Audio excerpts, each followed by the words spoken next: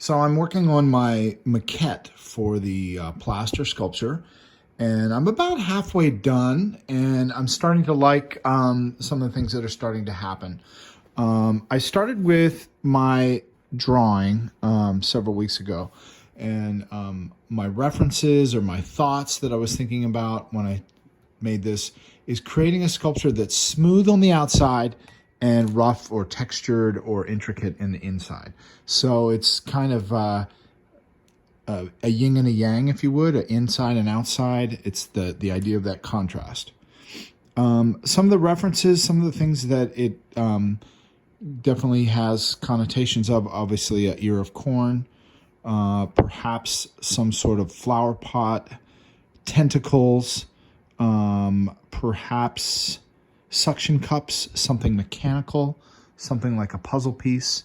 So it has some different connotations. So it has definitely changed a bit since I started drawing.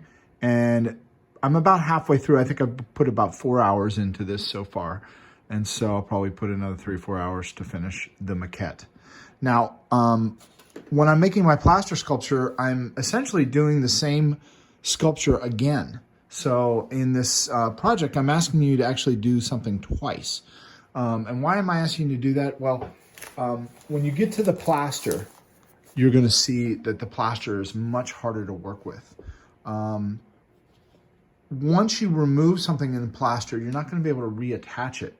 Whereas in clay, that's a lot easier to do. So one of the things I was doing on the time lapse, you might have seen about halfway through the time lapse, is I kind of figured out where I was with the plaster to try to match that up. And I'm going to start chiseling away at this plaster block, also in time lapse, so you can kind of see that. And so I took some measurements. Obviously, I wanted to make it about the same height and about the same width and about the same interior space. Now, this one still is probably a little wide. And, you know, I'm going to trim that down. But I want to take the outside out first, get the outside form. I also marked the center point up on the top so that I know exactly where that's going to be. So I want to keep the top of the sculpture right into a point up at the top. So those are some things I'm going to be thinking about as I get into the sculpture in the plaster. Now, I have not done this side, and that's okay.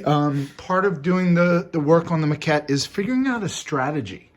And what I figured out pretty quickly is to create that sort of layered effect that I was going for in my sculpture. I had to come in and figure out, you know, basically come in and do about 3 layers. And so I was coming in and I was kind of marking this side, and I was thinking about it like, how would I do this with a chisel? So I was kind of thinking of a strategy of a chisel marks. And as I come through each of those little chunks, I'm kind of chipping off as if I was chipping it off with a chisel. That's how I started off. I did a whole layer. And you can see in the time lapse, it ended up being about 3 layers. So I did the first layer and then the second and then the third, keeping sort of an outside line. I still need to come in here and do some more definition and cleanup. But I've got a general idea of what I want, and I'm starting to like the way the contrast is developing. So that's the maquette. That's where we should be by the end of the first semester, is finishing a clay maquette.